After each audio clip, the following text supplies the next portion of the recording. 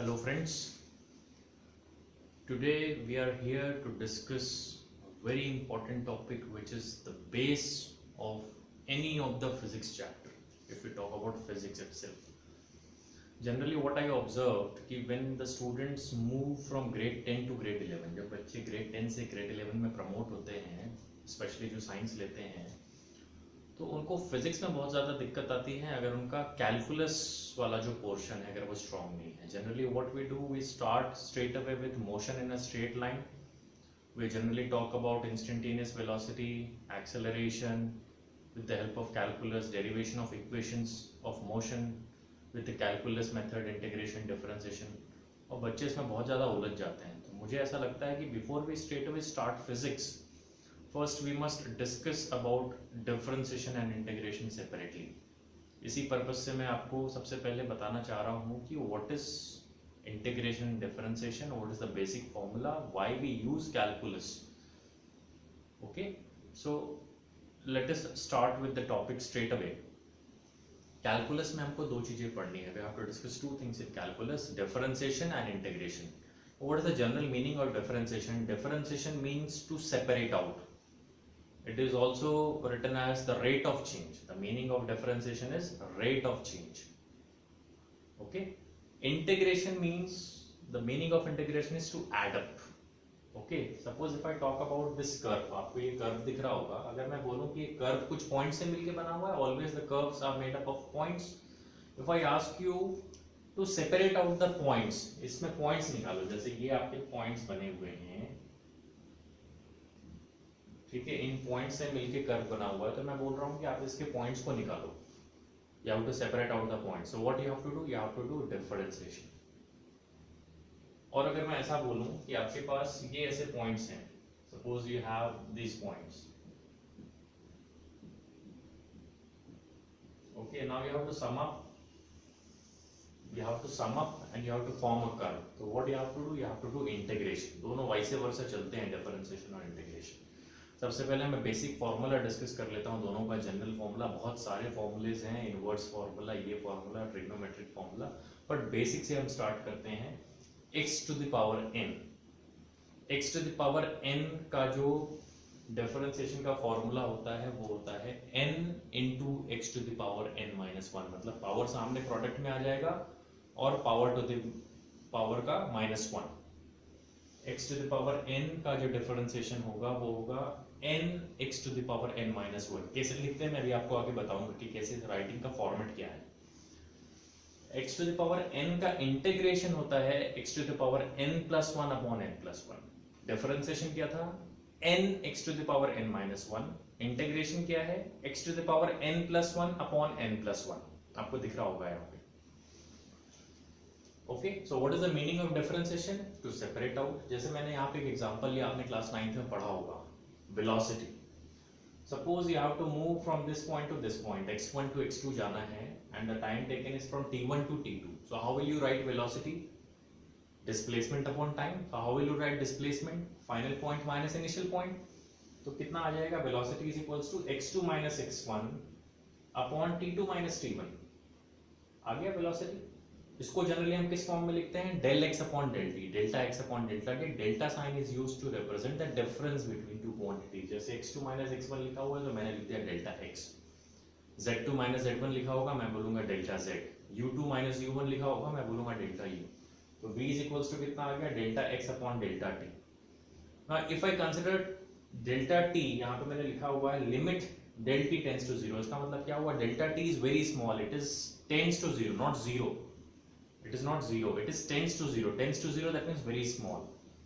तो अगर इसको मैं बहुत स्मॉल लेके चल रहा हूँ कि मुझे हर इंस्टेंट पे एनालिसिस करना है अगर, ओके, जैसे मैंने बोला ना, सेपरेट आउट करना है. So if you have to do the analysis at every instant, so if I write del t tends to 0, that means this complete expression can be written as dx by dt. मतलब delta को हमने d sign से replace कर दिया. सो what is velocity? ये आ गया आपका v is equals to dx by dt. ये सिंबल है डिफरेंशिएशन का. तो dx by dt लिखा हुआ है, इसका मतलब क्या है? dx by dt means rate of change of x with respect to t. Time के साथ x कैसा चेंज हो रहा है उसको हम बोलेंगे differentiation. Rate of change of x with respect to t, इसका मतलब क्या होगा, differentiation of x with respect to t। ठीक है, तो यहाँ पे एक डिफरेंशिएशन का मैंने आपको एक छोटा सा यूज बताया। When will start the chapter motion in a straight line will have a discussion on this, पहले भी मैंने इस पे वीडियोस बनाए हुए हैं। ओके, तो सबसे पहले हम देख लेते हैं कि इसका मीनिंग क्या होता है। जैसे मैंने यहाँ पे एक एक्सप्रेशन लिखा dy by dx, तो what is the meaning of dy by dx? Differentiation of y with respect to x। कैसे पढ़ेंगे? Differentiation of y with respect to x। यहाँ पे जो ये x लिखा हुआ है, जो डिनोमिनेटर में x लिखा होता है, ये हमको वेरिएबल बताता है कि वैरी क्या हो रहा है। जो वैरी हो रहा है वही डिफरेंशिएट हो सकता है। Whatever parameter will vary, that will be differentiated. Constant cannot be differentiated. Constant का differentiation 0 होता है। ओके, तो यहाँ पे लिखा हुआ dy by dx, मीनिंग क्या हुआ? Rate of change of y with respect to x, या फिर differentiation of y with respect to x। ये इसका मीनिंग लिखा है, इसको ये लिखने का फॉर्मेट है। ओके, वेयर डिनोमिनेटर में जो भी लिखा होगा d के साथ, x लिखा होगा, y लिखा होगा, z लिखा होगा, t लिखा होगा, whatever it is, it will indicate it is variable। तो जो भी यहाँ पे वेरिएबल लिखा हुआ है वो न्यूमरेटर में होना चाहिए। जैसे मैंने यहाँ पे लिखा dy by dx, तो y should be function of x, y जो है वो x का फंक्शन होना चाहिए। ठीक है, मैंने यहाँ पे 10 एग्जांपल लिख के रखे हुए हैं। With this 10 example I am very much sure कि you will be very much clear about differentiation. Then we will discuss about integration। जैसे मैंने यहाँ पे लिखा d by dx of x cube, अब यहाँ पे मैं ले लेता हूँ y is equals to x cube था। एक छोटा सा मैंने एग्जांपल लिया, suppose y is equals to x cube, और मैंने क्वेश्चन आपको बोला कि how to calculate dy by dx। क्या क्वेश्चन मैंने दिया? y is equals to x cube है और आपको फाइंड आउट करना है dy by dx, मतलब differentiation of y with respect to x। तो dy by dx के जगह पे y के जगह पे क्या रखने वाला हूँ मैं? x cube। तो क्या आ जाएगा? d by dx of x cube।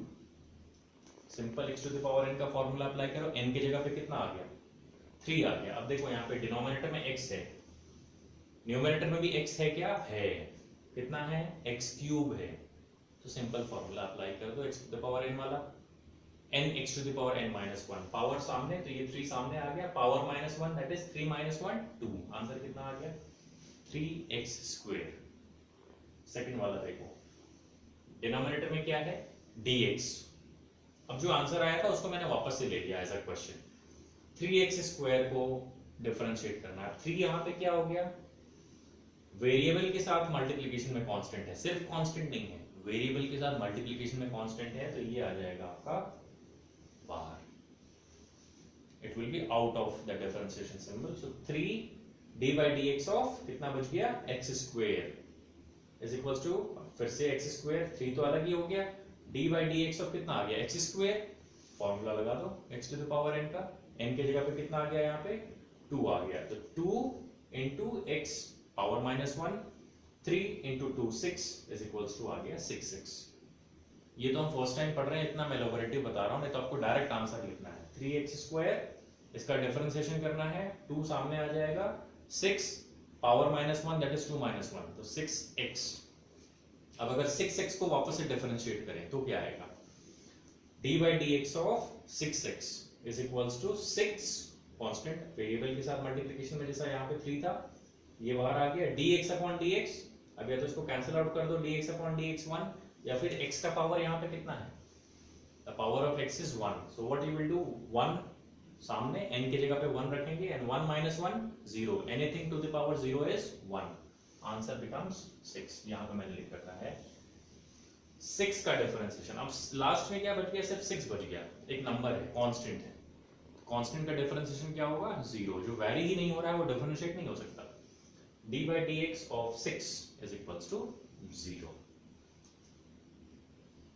ठीक है, अब दूसरे एग्जांपल्स हम देखते हैं यहाँ पे। जैसे मैंने यहाँ पे लिखा d by dx of y to the power 4, बस और कुछ भी नहीं है, d by dx of y to the power 4। Numerator, denominator में कितना है? x, न्यूमरेटर में कितना था? y to the power 4। x का तो फंक्शन नहीं है, मतलब यहाँ पे जो y to the power 4 है उसको मैं एज अ कांस्टेंट ट्रीट करूंगा। Okay, in the denominator we have x, and numerator we don't have any function of x, so this y to the power 4 will be treated as constant and the differentiation of constant is 0. ये आ गया 0. Example number 6 में देखो क्या लिखा हुआ है, dy of z to the power 4. अब numerator denominator में क्या आ गया, dy मैंने लिख दिया, मतलब y वेरिएबल है. न्यूमरेटर में y है क्या, नहीं है, z to the power 4 है. That means z to the power 4 will be treated as constant and again its differentiation with respect to y will be 0. अगर वहां पे y का कोई फंक्शन होता तो हम उसको डिफरेंशिएट करते. 7th में देखो मैंने क्या दो फंक्शन ले लिए, dy dx of x square plus y square. तो जैसे ब्रैकेट ओपन करते हैं ना वैसे ओपन कर दो, मल्टीप्लिकेशन में कितना आ जाएगा, dy dx of x square dy dx of y square. अभी डिनोमिनेटर में दोनों जगह x है.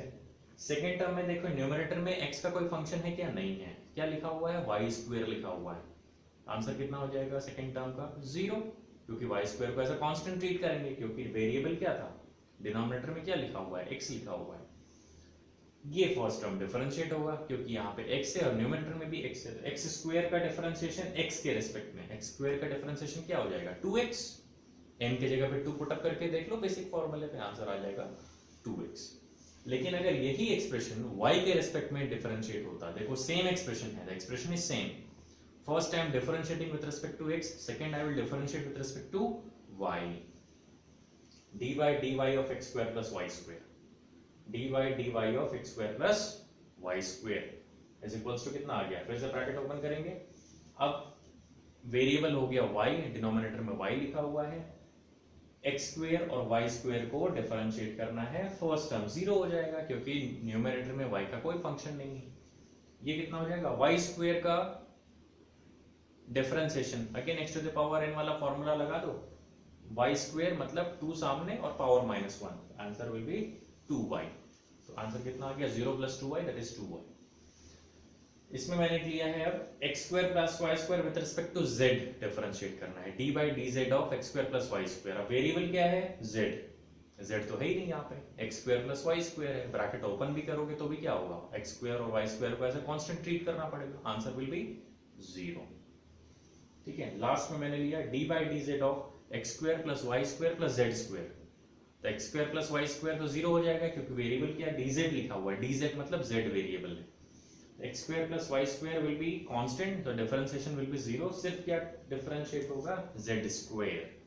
तो d by dz of z square, फिर से basic formula x to the power n वाला, पावर सामने मतलब 2 सामने आ जाएगा यहाँ पे और पावर -1 that is 2z है ना, यहाँ पे लिख सकते हैं 2z to the power 2 - 1 that is equals to 2z. ये फॉर्मूला बहुत इंपॉर्टेंट है. x to the power n का डिफरेंशिएशन होता है nx to the power n - 1. लिखने का फॉर्मेट मैंने आपको बता दिया, सिग्निफिकेंस भी मैंने बता दिया कि डिफरेंशिएशन मतलब क्या होता है, रेट ऑफ चेंज और सेपरेट आउट. इंटीग्रेशन का मतलब होता है to add. This is the basic format to write integration. This is the symbol for integration. ये ऐसे करके x to the power n और dx, यहाँ पे भी ये जो x है वो वेरिएबल बताता है. यहाँ पे डिवीजन में था, डिनोमिनेटर में था, यहाँ पे मल्टीप्लिकेशन में है. इसका फॉर्मूला है x to the power n + 1 upon n + 1, मतलब x to the power n को इंटीग्रेट करना होगा तो power +1 upon power +1, x to the power +1 upon power +1, n + 1 upon n + 1. Integration का मतलब होता है टू ऐड. ठीक है. This is all about differentiation. Now we will see integration.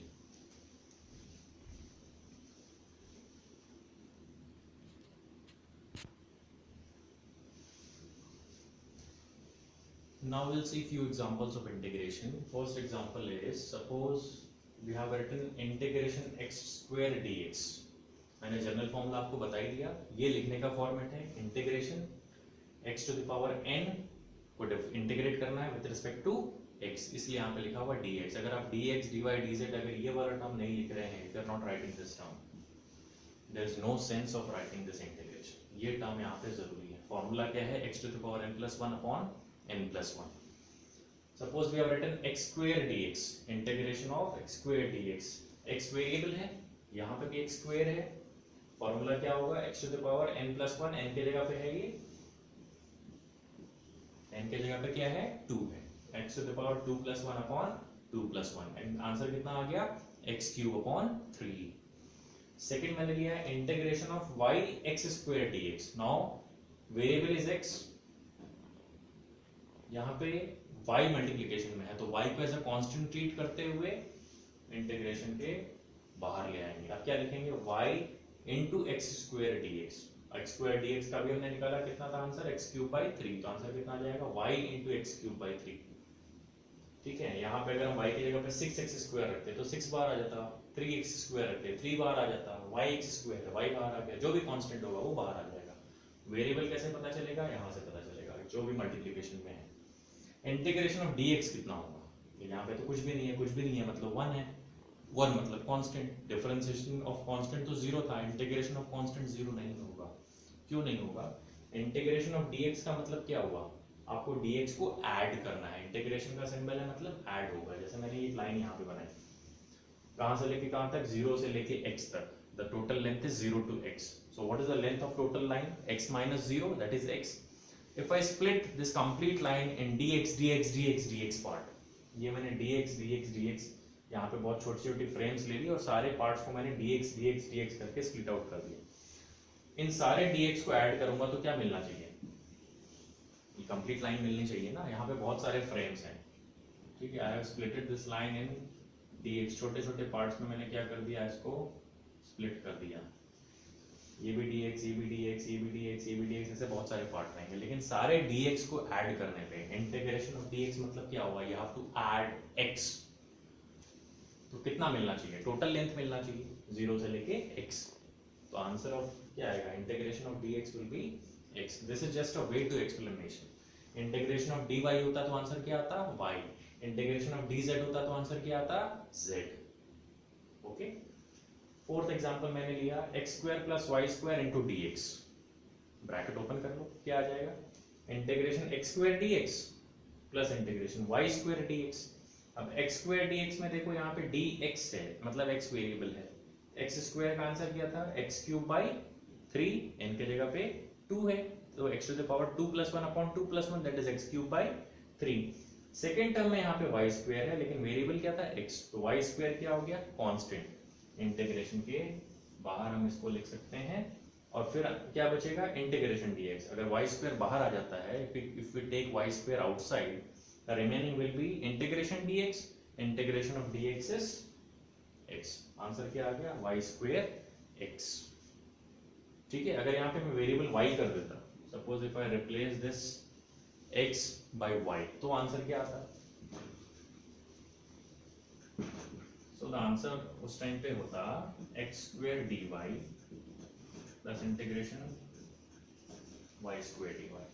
अगर मैं यहाँ पे x को dx को रिप्लेस करके dy लिख देता तो आता है integral x square dy plus integral y square dy।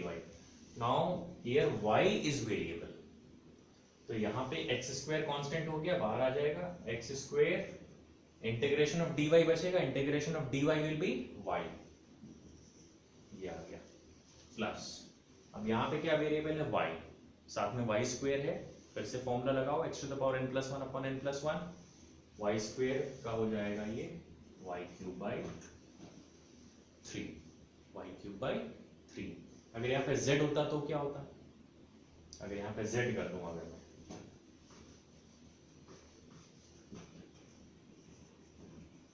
Integration of x square plus y square dz, देखो जैसे वेरिएबल चेंज हो रहा है सेम एक्सप्रेशन का आंसर चेंज हो रहा है, यही पर्पस है मेरा इसको समझाने का। Integration of x square dz plus integration of y square dz। अब वेरिएबल क्या है z, x स्क्वायर भी कांस्टेंट ट्रीट होगा, y स्क्वायर भी कांस्टेंट ट्रीट होगा, x स्क्वायर बाहर आ गया, integration dz z, y square भी बाहर आ जाएगा, y स्क्वायर z। देखो आंसर फिर से चेंज हो गया, x square z, x square z, y square z। Okay, so I think this basic is clear to you. This is a very basic, very important. If you get these points, physics is very easy. Physics लोगों को tough ही इसलिए लगता है क्योंकि calculus समझ में नहीं आता और फिर पूरे साल उलझे रहते हैं 11th फिजिक्स में कि बहुत टफ है बहुत टफ है, कुछ टफ नहीं है। Physics is all about concepts. In my most of the videos you will see, you will not see a tedious derivations. आप मेरे में derivations बहुत कम देखेंगे, concepts ज़्यादा देखेंगे practical demonstration के through. Okay, so this is all about calculus. Before you start studying physics for class 11, you must go through these x to the power n differentiation and integration. आधे से ज़्यादा physics इसी पे based है. Trigonometric functions के भी हम integration differentiation आगे आने वाले time पे हम देखेंगे. Okay, so this is all about today's class. Thank you so much. Stay at home, stay safe. Thank you.